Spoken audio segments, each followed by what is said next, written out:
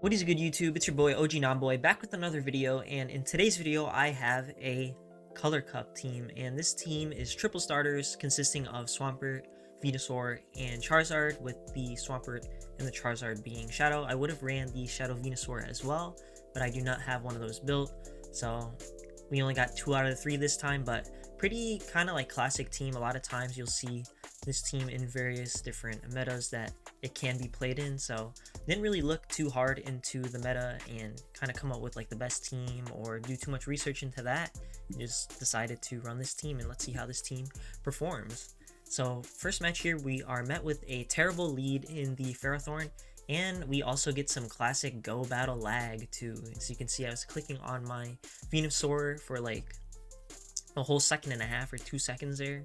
They got off a bunch of free fast moves there, but for some reason they decide to throw the Resisted Thunder onto my Venusaur and then swap into their Toxapex. And as you guys know, Toxapex is not actually an answer to the Venusaur, so giving me some play here. I will most likely be able to win switchback here if I just match their shield. So I'm going to shield this up. I know it's just going to be a brine, but it doesn't really matter since I mean, any damage on my Venusaur is going to put me into farm down range, so I'm going to overfarm just a tiny bit here.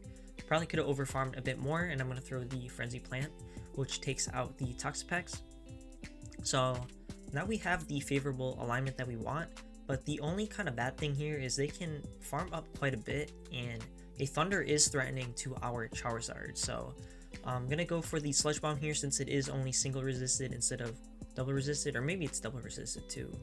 No, it's only single resisted because it does super effective against grass and it's like resisted by steel. So more go battle lag, as you can see, but opponent deciding to swap out into the Trevenant, which actually also gives me some more play. So opponent kind of misplaying a little bit here, giving me some chances to win, but it's kind of what you got to count on sometimes, especially when you're getting hard countered in the lead and whatnot. So they could have also easily brought this into our Venusaur, which would have been a GG's for us, but now we have couple of moves stored on our Charizard. Gonna go for the bait. Gonna grab a shield here, and I'm gonna swap into the Swampert just to force them to throw energy.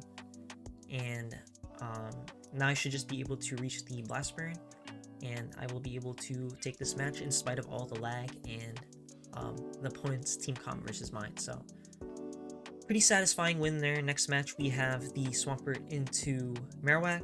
So the Marowak into Swampert is obviously a pretty positive lead for us, and I'm not going to go for the Earthquake, but I'm just going to go for the Hydro Cannons, shielding up this first one correctly. It is the Shadow Bone, throwing one for good timing before throwing my move. So this just grabs the shield from the opponent, and opponent actually not even throwing a fast move and catching like a madman, so respect the play there. But now I'm going to get a full farm down on the Abomasnow here. Even though we're both Shadow, still should be able to survive this, but not well enough because we do simul KO. So now it's just kind of a coin flip as to whether they bring in their Marowak or not, but I'm going to trust that they do and bring in my Swampert. So now we still have the favorable alignment that we wanted, but yeah, in general though, as you can see, this team doesn't really have a great answer for the Abomasnow, which can kind of bite you in certain situations, but they actually bring in the Electrode here, so gonna farm up a ton of energy and then leave with that energy and then bring in my Venusaur. So we're gonna get hit with a Hybrid Beam, but it doesn't really matter since we're gonna be able to get this Frenzy Plant off and just about take out this Electrode here, and then the opponent's not going to get too many fast moves. Not that it really mattered anyway, since we do have some energy stored here, and I didn't remember if I had the Earthquake or not, but it doesn't really matter since a Hydro Cannon is more than enough from this range. So next match we have the Swampert into Ferrothorn, so another Ferrothorn lead, and let's see if we're able to pull it off this time. This time the opponent swapping straight into the Toxapex, which is again, pretty interesting since the Toxapex is not a hard answer to the Venusaur, but again, we'll probably be able to maintain switch just because of how dominant this matchup is for the Venusaur. So gonna get the next Frenzy Plant off. We just severely outpaced the Toxapex, right? Since it takes them, I think, 12 of their fast moves to get to the Sludge Bomb or something like that. Maybe I'm just completely wrong, and I don't really know the counts, but so I know this one's just a brine here. And I'm going to tank that because I don't want to go down another shield. And here it gets a little bit dicey just because if the opponent does decide to shield this, then they will be able to maintain switch, right? So forget what I just said earlier about me being able to maintain switch, but shields down, Charizard is an absolute beast, so we still have some play. Gonna let the Brine go, and we do have a lot of energy on our Swampert here. So Swampert able to do neutral damage to the Ferrothorn with the Earthquake, so still having some decent play here, but again gonna be hard countered in a way with the Politoed on our Charizard.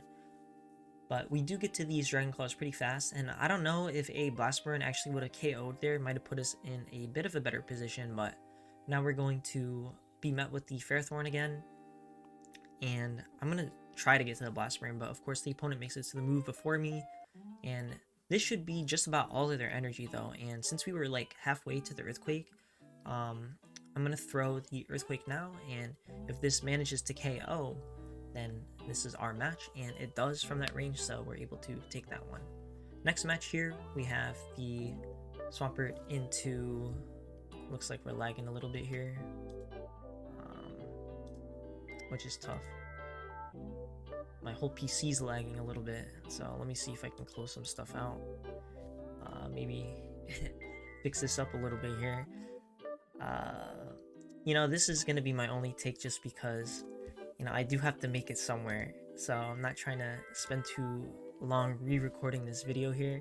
So apologies for the technical difficulties here, so hopefully it's all better now. And it is not, so that is tough, but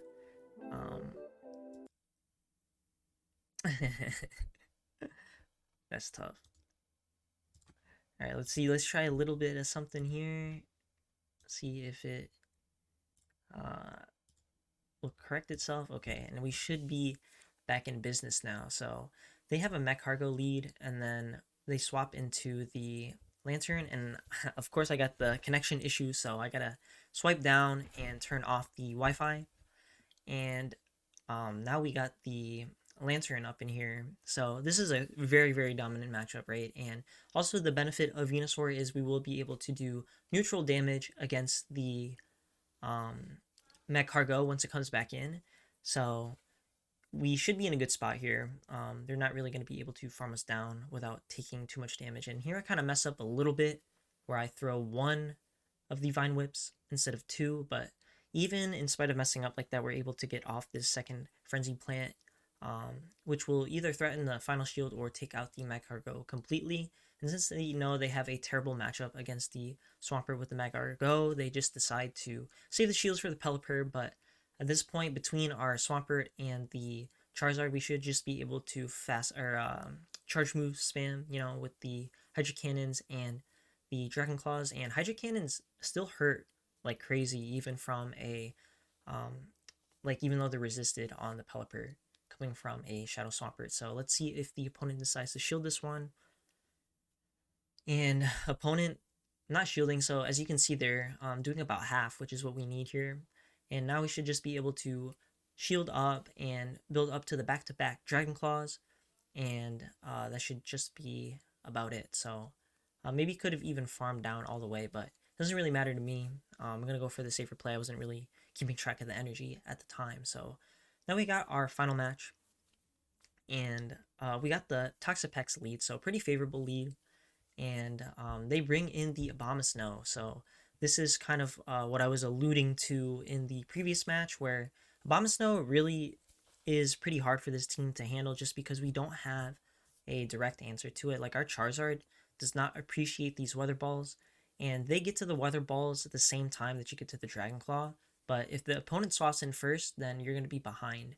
So how I decide to play this is I'm just going to shield once and then farm down, but thing is, like, the Dragon Claw damage onto the Toxapex isn't actually that valuable, and we're also down a shield, so kind of a poor decision on my part to play it out that way.